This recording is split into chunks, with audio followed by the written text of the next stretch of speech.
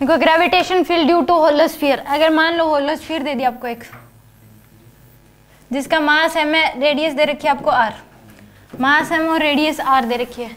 इसमें 4 जगह पे ग्रेविटेशन फील्ड पूछता है आपको, सेंटर पे, इनसाइड किसी की पॉइंट पे, और इसके सरफेस पे और आउटसाइड। 4 जगह पे क्या पूछता है, ग्रेविटेशनल फील्ड पूछता है कि एक होलोस्फीयर दे दिया, इसके 4 जगह पे, सेंटर पे बताओ, इनसाइड किसी भी पॉइंट पे, और इसके सरफेस पे और आउटसाइड। मास एम दे रखा है, रेडियस आर दे रखा है। इसमें होलोस्फीयर में अंदर ग्रेविटेशनल फील्ड लाइंस होती ही नहीं, अंदर ग्रेविटेशन फील्ड लाइंस की डायरेक्शन ऐसे होती है, मतलब शो करोगे तो वो इस तरीके से होंगी, रेडियली इनवर्ड होती है डायरेक्शन हमेशा। ग्रेविटेशन फील्ड की डायरेक्शन हमेशा रेडियली इनवर्ड होती है, और सरफेस पे ये 90 डिग्री एंगल बना के पड़ती हैं हमेशा। ग्रेविटेशन फील्ड की लाइंस जो होती हैं वो सरफेस के साथ कितना एंगल बनाती हैं, परपेंडिकुलर पड़ती हैं ऐसे सरफेस पे 90 डिग्री एंगल। ये क्वेश्चन आ सकता है कि ग्रेविटेशन फील्ड लाइंस सरफेस के साथ कितना एंगल बनाती हैं, 90 डिग्री बनाती हैं, ठीक है, हमेशा परपेंडिकुलर पड़ती हैं। तो अंदर ग्रेविटेशन फील्ड ही नहीं है तो अंदर ग्रेविटेशन फील्ड की वैल्यू भी नहीं होती, कि अंदर ग्रेविटेशन फील्ड लाइंस होती ही नहीं होलोस्फीयर में। जैसे हम इलेक्ट्रोस्टैटिक्स में पढ़ते हैं कि होलोस्फीयर है तो अंदर चार्ज ही नहीं होता, सारा का सारा चार्ज क्या होता है, सरफेस पे, तो इसलिए वहां पे भी सेंटर पे ग्रेविटेशन फील्ड क्या होती है, 0, और अंदर के हर पॉइंट पे ग्रेविटेशन फील्ड क्या होती है, 0। सेम इलेक्ट्रोस्टैटिक्स में चार्ज वहां पे सरफेस पे पहला होता है तो सेंटर पे इलेक्ट्रिक फील्ड की वैल्यू 0 होती है, और इनसाइड भी इलेक्ट्रिक फील्ड की वैल्यू क्या होती है, 0। इसमें एट सेंटर यहाँ पे भी ग्रेविटेशन फील्ड की वैल्यू क्या होगी, 0 होगी, और अंदर के किसी भी पॉइंट पे पूछ ले तो ग्रेविटेशन फील्ड की वैल्यू क्या होगी, 0। और सरफेस पे ग्रेविटेशन फील्ड की वैल्यू होती है gm/r² के। इसमें इस पूरे के पूरे जो मास है स्फीयर का वो क्या मान लो सेंटर पे कंसंट्रेटेड मान लो, और r डिस्टेंस, ये क्या बन जाएगा, एक पॉइंट मास बन जाएगा, तो इस पॉइंट मास का r डिस्टेंस पे ग्रेविटेशन फील्ड क्या होता है, gm/r²। तो इसके सरफेस पे ग्रेविटेशन फील्ड हो जाएगी gm/R²। और एक आउटसाइड पूछता है, ये गैप जो दे रखा है, ये दे रखा आपको स्मॉल r, तो यहाँ पे हो जाएगी gm/r²। यानी कि 4 जगह पूछता है, सेंटर पे, एट सेंटर, यानी कि स्मॉल r इक्वल टू 0, तो क्या हो जाएगी g की वैल्यू 0 के इक्वल। इनसाइड यानी कि small r less than capital R। Small r क्या होगा कि जिस सेंटर से और जिस पॉइंट पे आपको इलेक्ट्रिक ग्रेविटेशनल फील्ड पूछा गया उनके बीच का गैप होगा, यहाँ पे स्मॉल r ये वाली डिस्टेंस हो जाएगी, क्योंकि यहाँ पे निकाल रहे हैं तो स्मॉल r क्या होगी, सेंटर और इस पॉइंट के बीच का गैप होता है। तो यहाँ पे इनसाइड है तो स्मॉल r क्या है, लेस देन है कैपिटल R के, तो ये क्या हो जाएगी, g की वैल्यू क्या होती है, 0 के इक्वल। और सरफेस पे, एट सरफेस, जो पॉइंट चार्ज की पॉइंट मास की वजह से होती है वही सेम इसके सरफेस पे होती है, कितनी होगी, gm/, में, यानी कि स्मॉल r इक्वल टू क्या होगा, कैपिटल R। तो g की वैल्यू हो जाएगी gm/r² के। और outside small r greater than capital R, तो g की वैल्यू होगी gm/में स्मॉल r²। ये होती है 4 जगह पे पूछता है, सेंटर पे 0, इनसाइड की किसी भी पॉइंट पे पूछ ले तो क्या होगी, 0 होगी, सरफेस पे होगी gm/R², और आउटसाइड क्या हो जाएगी, gm/में स्मॉल r²। ये 4 जगह पे पूछता है। सेंटर पे बताओ 0, अंदर ग्रेविटेशन फील्ड लाइन ही नहीं होती तो ग्रेविटेशन फील्ड भी नहीं होगी अंदर, किसी भी पॉइंट पे पूछ ले। अब मान लो इस पॉइंट पे पूछ लिया, कैसे 0 होगी अंदर, सेंटर पे तो मान ले कि कैंसिल आउट कर देंगे एक दूसरे पे, तो अंदर कैसे हो सकते हैं, मान लो कि ऐसे ये वाला इस पॉइंट P पॉइंट पे पूछ लिया, तो इसके छोटे छोटे पीस करो ऊपर वाले के, और इसके भी छोटे छोटे पीस कर लो नीचे वाले पोर्शन के भी।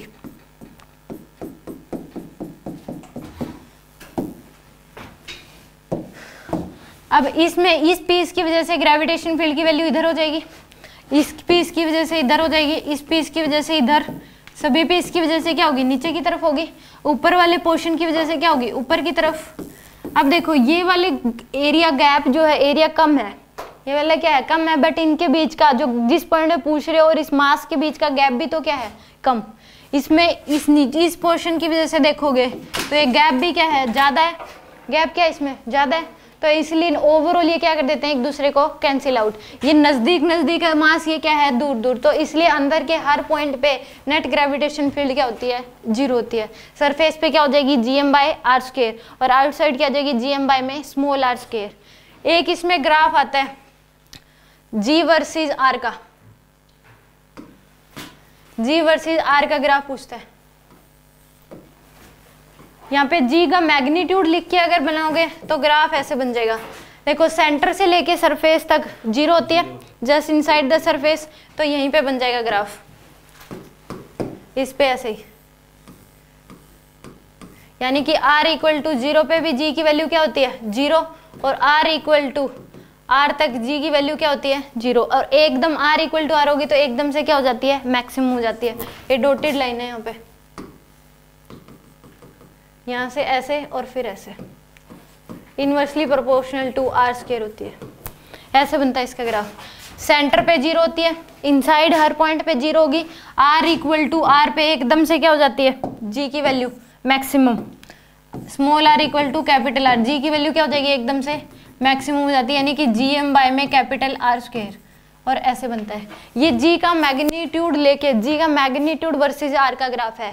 अगर ऐसे बनाओगे g वर्सेस r का ग्राफ तो वो ऐसे बनता है, पहले लाइन ऐसे होगी, फिर उस केस में नीचे, और फिर ऐसे। यहाँ पे minus G M by R square, minus sign इसलिए लगता है क्योंकि रेडियली इनवर्ड होती है डायरेक्शन, तो इसलिए इस तरह ये ग्राफ बनता है। एक्चुअल में पेपर में अगर ये पूछ ले इन चारों में से जी वर्सेस आर का ग्राफ बताओ होलोस्फीयर के केस में, तो अगर ये भी दे रखा है वो भी दे रखा है तो आप ये वाला टिक करोगे, ठीक है। ये भी दे रखा है आपको और ये भी दे रखा है, तो उस केस में कौन सा टिक करोगे आप, ये वाला, क्योंकि एक्चुअल में ये होता है क्योंकि इसमें minus G M by R square लिखते हैं, माइनस साइन ये डिनोट करता है कि डायरेक्शन क्या है रेडियली इनवर्ड है, तो इसलिए ये वाला ग्राफ बनता है। अगर दोनों दे रखे हैं तो आप ये वाला टिक करोगे, ये ज़्यादा एक्यूरेट है। ये मैग्नीट्यूड जी का मैग्नीट्यूड वर्सेस आर का ग्राफ है, तो उस केस में अगर ये नहीं दे रखा फिर ये दे रखा है तो आप ये टिक करोगे। फिर दोनों में से दोनों दे रखे हैं तो कौन सा टिक करोगे, ये वाला ग्राफ, ठीक है। इसमें ये इनवर्सली प्रोपोर्शनल टू क्या हो जाएगा आर स्क्वायर, और ये इन्फिनिटी पे टच करता है ऐसे।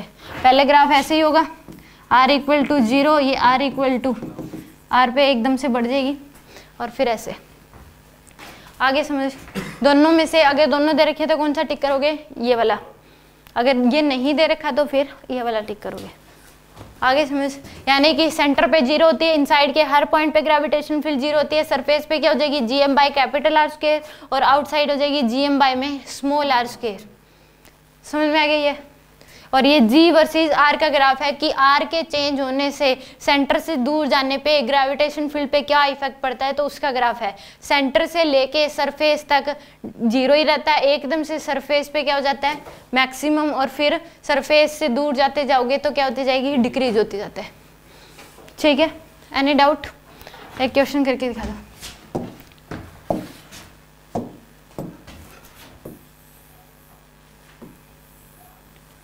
दो स्फीयर दे रखे, इस पे मास m1 है, इसका मास m2 देखना। कोसेंट्रिक स्फीयर दे रखी है, कोसेंट्रिक स्फीयर जिनका दोनों का स्फीयर का सेंटर क्या है सेम, इसकी रेडियस दे रखी है आपको r1, इसकी रेडियस दे रखी है r2। p1 पॉइंट पे ग्रेविटेशन फील्ड बता दो और p2 पॉइंट पे ग्रेविटेशन फील्ड बता दो। Net gravitation field at p1 and p2, p1 और p2 पे नेट ग्रेविटेशन फील्ड बता दो क्या होगी। दो कोसेंट्रिक स्फीयर दे रखे हैं आपके, कोसेंट्रिक स्फीयर हैं, रेडियस r1 r2 है, मास m1 m2 है, p1 और p2 पे नेट ग्रेविटेशनल फील्ड बता दो क्या होगी।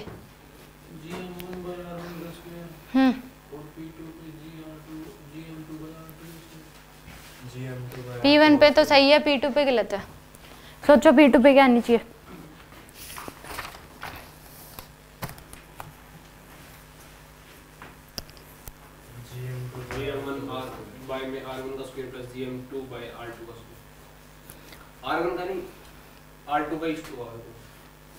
देखो ये मैं बता देती हूँ, P1 पॉइंट पे निकालना है तो जी P1, पहले बाहर वाले स्फीयर को भूल जाओ, इसमें बाहर वाला है ही नहीं, इसी स्फीयर को देखो अंदर वाले। तो इस स्फीयर के क्या ये सरफेस पे है, तो क्या हो जाएगी सरफेस पे ग्रेविटेशन फील्ड होती है G M by R square, तो क्या आ जाएगी आपके पास जी m1 बाय में r1 का स्क्वायर, ठीक है। अब इस स्फीयर को भूल जाओ, बाहर वाले को देखो एक बार। तो इस स्फीयर की ये पॉइंट क्या है अंदर है, तो स्फीयर के अंदर अगर कोई भी पॉइंट है तो ग्रेविटेशन फील्ड क्या होती है 0, तो यानी कि इस स्फीयर की वजह से क्या हो जाएगी 0, तो प्लस में 0। ये तो जी P1 आ गया आपके पास। जी P2 अगर निकालना है तो इस केस में इस पॉइंट पे निकालना है, सरफेस पे बना है।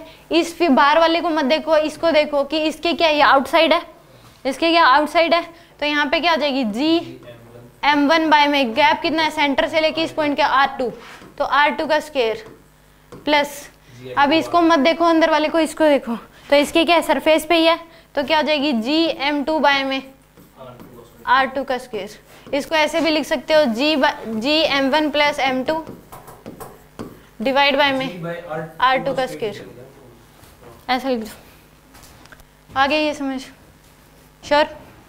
एक क्वेश्चन और करके हल कर।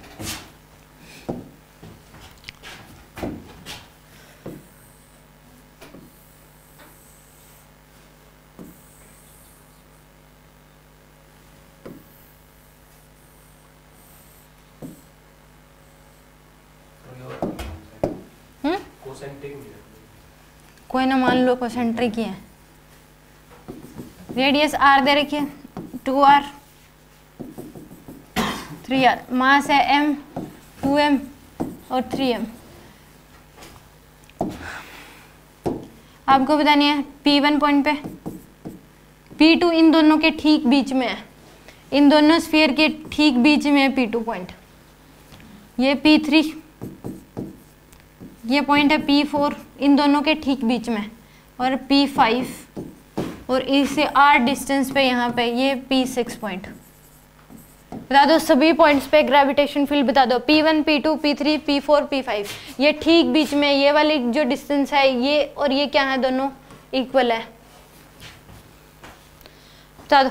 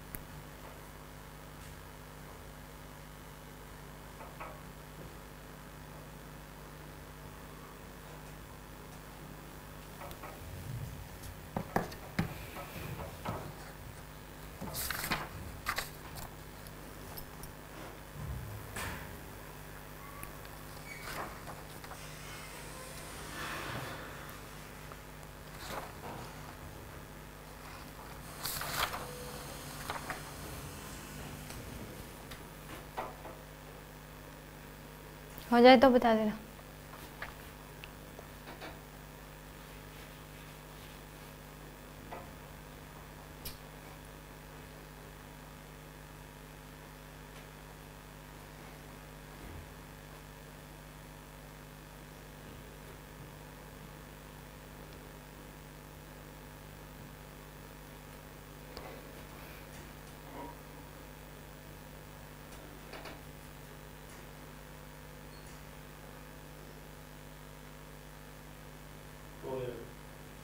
हो गया?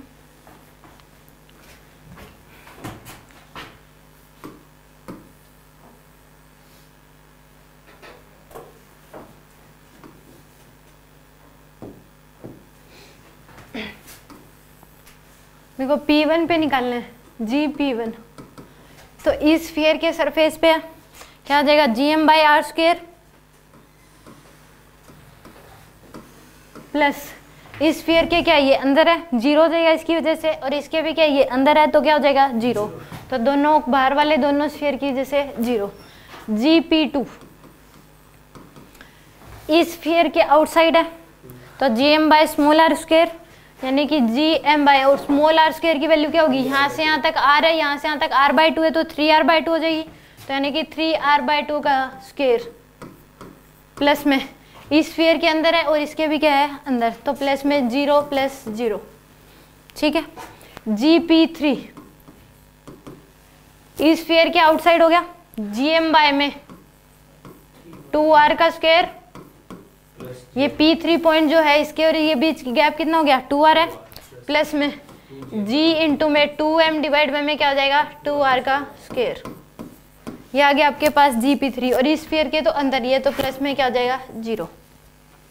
GP4 इस पॉइंट पे निकालना है, तो इसकी वजह से आउटसाइड हो गया, तो जी एम डिवाइड बाय में यहाँ से लेके यहाँ तक 2r है और ये r/2 है, तो कितनी आ जाएगी आपके पास 2r plus r/2, 5r/2, 5r/2 का स्क्वायर प्लस में इसकी वजह से कितनी आ जाएगी g इंटू में 2m डिवाइड बाय में r/2 का स्क्वायर को, सॉरी इसके सेंटर से लेने 5r आएगा मैम इसमें भी। हाँ 5r/2 का स्क्वायर, इसमें आ जाएगा 5r/2 का स्क्वायर और इस स्फीयर के क्या ये अंदर, तो 0। ठीक है,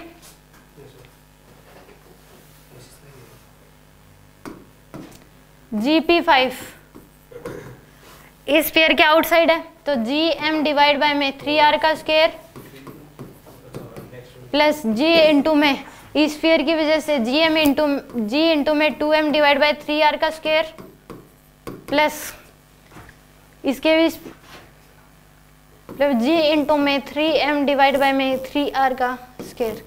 ये आ जाएगा आपके पास P5 पे, और P6 पे निकालना है GP6 ये r दे रखा आपको, तो G इंटू में, या फिर ऐसा कर लो बी मासेस को ऐड कर दो इसमें, इस पे निकालना है तो m 2m 3m कितना आ जाएगा आपके पास 6m, 6 इंटू में 6m डिवाइड बाय में क्या आ जाएगा 4r का स्क्वायर, ये आ जाएगा नेट। और वैसे वो करेंगे वैसे भी सेम ही आएगा। आगे समझ नहीं है? श्योर? पूछना है कुछ इसमें? जिस स्फीयर के बाहर हो ना, तो उन सभी के मासेस को ऐड करके लिख सकते हो आप। अब ये पॉइंट सभी के बाहर है, तो इन सभी के मास को ऐड कर दो और सेंटर से और इसके बीच का गैप देख लो, यहाँ से यहाँ तक 3r है और ये r है, तो कितना आ जाएगा 4r। मतलब P4 पॉइंट है उसमें इसमें हाँ, फिर ये कर दो m plus 2m divide by में 5r/2 का होल स्क्वायर। इस पॉइंट P5 पे निकाल रहे हो तो 6m g इंटू में 6m डिवाइड बाय में क्या कर दोगे 3r का होल स्क्वायर। ठीक है, ये था electric gravitational field due to hollow sphere. Hollow sphere के सेंटर पे ग्रेविटेशन फील्ड 0 होती है, इसके इनसाइड के हर पॉइंट पे ग्रेविटेशन फील्ड 0 होती है। आउट सरफेस पे कितनी हो जाएगी GM बाय में कैपिटल R स्क्वायर, आउटसाइड क्या होगी GM बाय में स्मॉल r स्क्वायर। और इसमें G वर्सेस R का ग्राफ बनता है कैसे, जैसे अगर मैग्नीट्यूड वाइज नहीं देख के लिख रहे तो नीचे पहले ऐसे एक्स एक्सिस पे ही, फिर नीचे से फिर ऐसे, और अगर मैग्नीट्यूड वाइज देख के कर रहे हो तो सेम। इसकी मतलब इस ग्राफ की मिरर इमेज है ये वाले। ठीक है, नेक्स्ट डालो अब